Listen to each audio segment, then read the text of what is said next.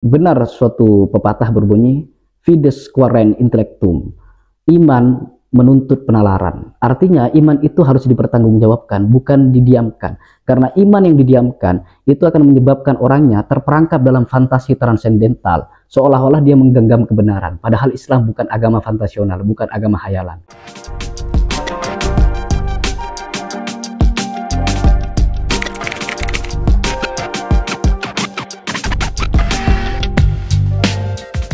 Salam sejahtera untuk semua. Jumpa lagi dengan channel Imam Nalar. Di video kali ini saya akan membantah ulang terhadap kritik satu video yang mengkritik video saya di video sebelumnya itu tentang nikah beda agama. Dimana pada video sebelumnya saya memosisikan nikah beda agama itu sebagai mukhtalaf fihi, sesuatu yang diperdebatkan oleh ulama. Dalam kaidah fikih itu sesuatu yang diperdebatkan itu artinya umat boleh memilih pendapat yang cocok buat mereka, mau memilih yang mengharamkan atau yang membolehkan. Nah, di video yang mengkritik pandangan saya itu, nikah beda agama itu bukan mukhtalaf fihi, sebab ayat wala tanggihul musyrikati hatta yu'min ila akhirih itu secara umum merupakan larangan terhadap nikah beda agama. Pengecualiannya hanya nikah dengan non-muslimah ahlul kitab, di mana non-muslimah ahlul kitab itu diartikan sebagai perempuan yang menganut agama Yahudi Nasrani sebelum agama itu mengalami tahrif, ya, perubahan atas ajaran-ajarannya, doktrinnya dan kitab sucinya, dan qoblan nuskhoh, sebelum dinasakh oleh agama Islam. Nah, itu merupakan inti argumen dari video sebelumnya dengan mengacu terhadap kitab-kitab klasik yang dibacanya. Nah, pada video kali ini saya hendak membantah ulang dengan dua poin utama. Poin pertama ialah poin epistemologis. Poin tentang cara, gampangnya epistemologi itu cara, sumber dan cara memahami teks keislaman, dunia keislaman. Berbicara epistemologi dalam ranah Islam, Abid Al-Jabiri itu di Bunyatul Aqlil Arabi menyebutkan ada 3 epistemologi: bayani, kebahasaan, yang meliputi nahu, sorof, usul fikih, balaghah, arud, dan lain sebagainya. Ranah kebahasaan. Kemudian ranah burhani, epistemologi burhani, epistemologi logika, yang merupakan itu logika serapan dari logika Yunani yang dikembangkan oleh Aristoteles. Kemudian irfani, berbasis ilham, intuisi, pemahaman yang didapat secara langsung menggunakan ketajaman hati nurani. Nah, itu epistemologi dalam ranah Islam. Nah, selama ini banyak sekali hazanah keislaman yang sifatnya mainstream, arus utama, hanya mengandalkan bayani. Sementara kalau mau jujur tentang keislaman, tiga-tiganya ini yaitu bayani, burhani, dan irfani harus diterapkan. Bahkan lebih jauh untuk konteks sekarang, pemahaman terhadap Islam harus diimbangi dengan wawasan tentang 3 peradaban yang sedang berkontestasi, yaitu hadharatun nas, peradaban teks, yaitu peradaban Islam, karena memang peradaban Islam dibangun dari teks Quran dan hadis, kemudian teks ulama dalam kitab-kitabnya. Kemudian yang kedua hadharatul ilmi, peradaban saintifik, ilmu, yaitu peradaban yang basisnya adalah penelitian langsung terhadap kenyataan, ditarik satu kesimpulan, dan kesimpulan itu menjadi teori itu menjadi pegangan dalam memandang kehidupan ke depan. Kemudian peradaban filsafat, hadharatul falsafah. Nah, jadi pada era yang disebut dengan global village, desa global semacam ini, wawasan tentang 3 peradaban dan tentang epistemologi itu bisa dikatakan mutlak dibutuhkan, karena dengan cara begitu pemahaman kita terhadap Islam itu tidak kaku, bahkan bisa menyelamatkan Islam. Saya katakan demikian karena ketika Islam dipahami hanya dengan satu epistemologi, yaitu bayani, maka itu akan menampilkan wajah Islam yang tidak solutif terhadap tantangan zaman. Saya katakan demikian, misalkan dalam Al-Quran ada banyak sekali ayat tentang perbudakan. Kalau kita hanya menggunakan logika bayani, logika kebahasaan, di mana intinya itu ada, kalau ingin memahami Quran dan hadis, makna hakikinya dulu, makna literal, makna yang sebenarnya dulu, baru kemudian makna majazi, makna metaforis, makna kiasan, di mana hakiki dan majazi ini diperoleh dengan cara analisis kebahasaan terhadap teks Arab.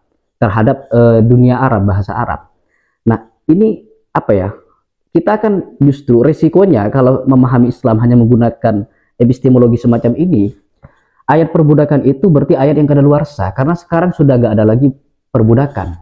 Nah, ini bisa fatal secara tauhid, secara teologis, karena bagaimana mungkin Al-Quran yang diyakini sebagai kitab suci yang abadi maknanya, ternyata ada ayatnya justru kadaluarsa, tidak kompatibel dengan situasi kekinian.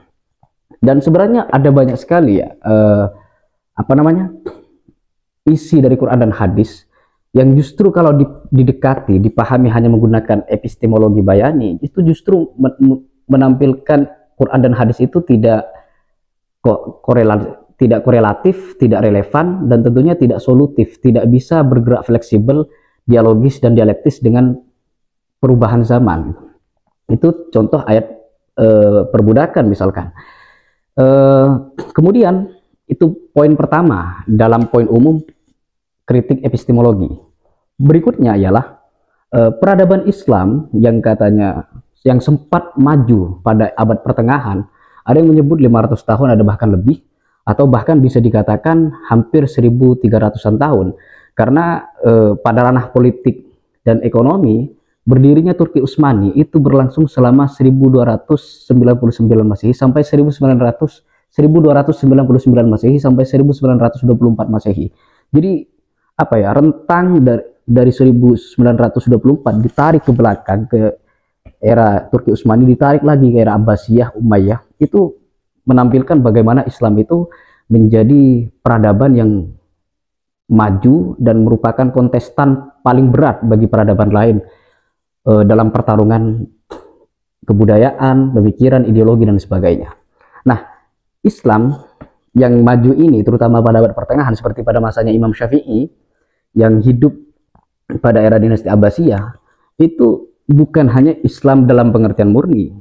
Justru di situ ada 5 variabel yang saling bertungkus lumus, bertaut kelindan, silang sengkarut, dan tumpang tindih menciptakan peradaban Islam abad pertengahan. Nah, 5 variabel itu ialah Islam, Arab, Persia, Romawi, Yunani, dan India. Jadi ada 6. Nah, 6 itu, jadi adanya 6 variabel yang menciptakan Islam abad pertengahan yang selalu dijadikan sebagai tolok ukur Islam yang benar. Itu ternyata apa ya, hidup dari persenyawaan berbagai peradaban, berbagai pemikiran, berbagai pengetahuan. Tapi spirit epistemologi dan keteladanan multidimensional ini sekarang dipangkas hanya dengan bayani, gitu. Dipangkas hanya dengan madhab ini atau firqah ini. Padahal kan ini sebenarnya termasuk hipokrisi ideologis, kemunafikan ideologis, bahkan kemunafikan dalam berislam. Sebab menganggap Islam yang benar pada abad pertengahan, sementara tata cara Islam abad pertengahan yang maju itu tidak diterapkan. Sebaliknya, orang yang mencoba meniru, mengapresiasi, meneladani, dan meneruskan cara Islam abad pertengahan tumbuh, itu malah dianggap sesat, liberal, bid'ah, dan lain sebagainya. Nah, kita masuk pada poin ketiga. Pemikiran reformis, pemikiran Islam reformis yang sebenarnya titiknya adalah pembaharuan pemikiran Islam yang seringkali dituduh liberal, bahkan sesat. Itu sebenarnya merupakan kelanjutan dari Islam abad pertengahan yang mencoba membangun Islam dari persenyawaan berbagai peradaban. Nah, tapi yang ini justru malah disesatkan. Nah, ini paradoksnya, kontradiksinya di sini. Nah, padahal pembaharuan pemikiran keislaman itu tidak bergerak di ranah ibadah. Nah, beberapa kritik dari Islam arus utama terhadap pemikiran reformis adalah kekhawatiran desakralisasi ajaran Islam, tidak mensakralkan kembali ajaran, tidak mensakralkan ajaran Islam. Jadi, atau lebih vulgarnya lagi, dikhawatirkan menghancurkan doktrin keislaman. Padahal pemikiran reformis dalam keislaman itu diarahkan pada ranah sosial, bukan pada ranah ibadah. Jadi kalau berbicara tata cara sholat, puasa, zakat, haji, zikir, sholawat, ngaji, itu sama sekali tidak diotak-atik oleh pemikiran Islam reformis yang katanya disebut liberal. Justru yang dipersoalkan dan hendak dibaca ulang agar lebih tangguh berhadapan dengan tantangan zaman adalah dimensi sosial dari Islam. Termasuk dalam dimensi sosial itu ialah nikah beda agama. Bahkan Muhammad Syahrur, pemikir muslim reformis yang bisa dikatakan paling liberal, bahkan Said Ramadan Al-Buti menyebutnya sebagai dollun mudillun, atau Wahba Zuhaili menyebutnya dollun mudillun, sesat menyesatkan. Dia dalam bukunya Nahwa Usul Jadidah fil Fiqhil Islami, menuju usul fikih baru Islam, dia menyebutkan bahwa dalam ranah ibadah seperti tata cara sholat itu tidak boleh ada pembaharuan karena itu namanya bid'ah. Tetapi dalam ranah sosial, nah ini yang sesuatu yang sangat krusial. Sementara yang krusial ini justru dianggap sudah selesai, sudah final, dan mencoba mengotak-atiknya dianggap kesesatan. Nah itu kan paradoksnya. Jadi pada poin kritik epistemologi, saya ingin menegaskan bahwa pola pikir bayani seperti yang ditunjukkan oleh video yang mengkritik nikah beda agama, di mana di video itu dia hanya membahas pengertian ahlul kitab dengan mengacu pada beberapa kitab tafsir. Dan dari itu kemudian disimpulkan bahwa nikah beda agama itu berdasarkan referensi kitab-kitab itu disimpulkan bahwa bagaimanapun itu haram. Hanya boleh untuk ahlul kitab, itu pun ahlul kitab sudah nggak ada. Nah di sini poin utama yang hendak saya bahas, dan ini kita masuk pada poin kedua, poin kritik topik. Jadi masuk langsung kepada ranah tema nikah beda agama. Kalau misalkan nikah beda agama dengan mengacu pada ayat tadi itu diharamkan, itu kan artinya sesuatu yang haram harus ditinggalkan. Sifatnya amar. Kan meninggalkan yang nahi, yang diharamkan dalam Islam, itu sifatnya amar, wajib. Sementara saya akan mencoba membahasnya menggunakan usul fikih. Di dalam usul fikih ada kaidah al-amru bisyai' amrun biwasailihi. Perintah akan sesuatu berarti perintah akan perantara-perantaranya. Pertanyaannya kemudian, orang-orang yang memfatwakan nikah beda agama itu haram, mereka hanya bermodal fatwa, tapi tidak memberikan pandangan teoritis, praktis, metodologis, dan solutif untuk menciptakan suatu situasi di mana nikah beda agama itu tidak mungkin dilakukan oleh umat Islam. Nah itu apa ya? Fatwa itu terlihat sangat bermasalah karena kalau misalkan mau konsisten dengan kaidah usul fikih, perintah akan sesuatu artinya harus ada perantaranya. Perantara untuk mencegah nikah beda agama itu apa? Kalau dulu pada abad pertengahan ada istilahnya Darul Islam, negara Islam, negara suatu kawasan di mana Islam menjadi undang-undang, menjadi aturan, menjadi ideologi negara, menjadi basis normatif negara. Kemudian ada Darul Harbi, negara yang tidak berbasis ajaran Islam. Jadi dalam situasi seperti itu cukup dimungkinkan nikah beda agama tidak dijalankan, sehingga fatwa nikah beda agama itu haram masuk akal untuk diterapkan. Tetapi untuk konteks sekarang di mana kenegaraan itu bersifat bangsa, bukan berbasis agama, makanya disebut dengan nation state, negara bangsa, itu apa ya, situasi homogen secara agama itu nggak ada. Jadi dalam satu negara yang banyak muslimnya misalkan seperti Indonesia, bukan berarti nggak ada yang non muslim sama sekali. Banyak, justru pergaulan antara Islam, muslim dan non muslim itu sifatnya sangat heterogen. Dalam situasi yang sangat heterogen seperti itu, masuk akal nggak memfatwakan nikah agama itu haram? Sementara kalau kita pertajam lagi menggunakan misalkan pandangan Syekh Khudoribik dalam Tarikhul Islam, Tarikhut Tashri' al-Islami, bahwa karakter peradaban Islam itu adalah adamut takalif atau bahkan adamul haraj, tidak memberatkan. Artinya Islam itu selalu bersifat solutif. Kalau meminjam dalam suatu hadis itu, ya siru wala tu'assiru, mudahkan dan jangan susahkan. Agama itu mudah, ad-dinu yusrun, agama itu mudah. Pertanyaannya, apa sisi kemudahan dari fatwa nikah beda agama, sementara realita yang terjadi adalah realita heterogen, realita yang sangat beragam, di mana muslim dan non muslim sangat mudah bergaul, sangat mudah bercengkerama, sehingga wajar bahkan pasti timbul asmara di antara mereka yang kemudian ujungnya adalah nikah beda agama. Bagaimana bisa mengharamkan nikah beda agama dalam situasi demikian? Ini kan berarti hanya bermodal fatwa, tetapi perintah usul fikih yaitu amrun biwasailihi, menciptakan perantara untuk mematuhi perintah larangan beda agama, itu tidak ada. Jadi itu kan ibarat melarang orang minum khamr, sementara dia itu hanya hidup di desa yang isinya khamr semua dan peminum semua. Ini kan suatu yang paradoks itu. Justru bahkan lebih lanjut, ini merupakan sesuatu yang menjadikan Islam tidak solutif, bertabrakan dengan karakter Islam yang sifatnya yusrun, mudah, adamul haraj, tidak memberatkan. Jadi kalau ditinjau secara usul fikih, bahkan sekalipun kita tetap kita tetap berpegang pada hukum bahwa nikah beda agama itu haram, di dalam usul fikih itu ada konsep rukhsah, konsep dispensasi. Konsep dispensasi dalam Islam itu berlaku ketika dalam keadaan darurat. Kalau diperjelas lagi, darurat itu artinya kenyataan tidak mendukung kita untuk melakukan sesuatu yang diperintahkan oleh agama, sehingga kemudian berlaku hukum rukhsah, hukum dispensasi. Kebalikannya hukum azimah, hukum asal. Jadi contohnya misalkan makan babi itu haram, hukum azimahnya itu, hukum aslinya itu. Tetapi dalam situasi yang terdesak, sudah kelaparan, tidak ada lagi makanan halal yang tersedia, hanya ada babi, maka makan babi itu menjadi halal. Nah, kenapa justru tidak menggunakan pola pikir ini dalam memandang fenomena nikah beda agama, sehingga kemudian nikah beda agama itu kalaupun kita anggap haram, keharamannya sudah terdegradasi menjadi rukhsah dispensasi. Nah, itu kritik saya untuk poin kedua, yaitu kritik topik. Yang terakhir, kritik kedua saya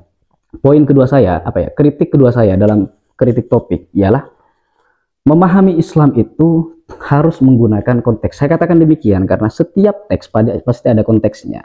Nah, analisa tentang konteks itu sebenarnya sudah diajarkan oleh ulama klasik, misalkan dengan adanya asbabun nuzul kalau dalam Quran, asbabul wurud kalau dalam hadis, adanya tarikhul Quran, sejarah Quran dan sebagainya. Itu merupakan bukan hanya sumbangsi gagasan, tapi itu keteladanan intelektual bagaimana memahami Islam. Sebab ketika Islam misalkan memahami teks Quran lepas dari konteksnya, maka resikonya itu bisa menjadikan Islam itu radikal. Contohnya misalkan waqtuluhum haitsu thaqiftumuhum, salah satu ayat dalam Al-Quran, bunuhlah orang kafir dimanapun kalian berada. Ini kalau dipahami secara tekstual, itu artinya membunuh orang kafir itu hukumnya boleh bahkan wajib. Akhirnya kan Islam jadi agama yang membunuh gitu. Padahal kalau kita lihat konteksnya, itu ayat-ayat itu turun dalam situasi Madinah, periode Madinah, situasi di mana Islam itu diserang dari berbagai lini. Sehingga dalam situasi perang semacam itu wajar kemudian turun ayat kebolehan membunuh, karena membunuh di situ bukan dalam artian menginvasi, mendolimi orang, tapi defensi, mempertahankan diri karena sedang diserbu oleh musuh.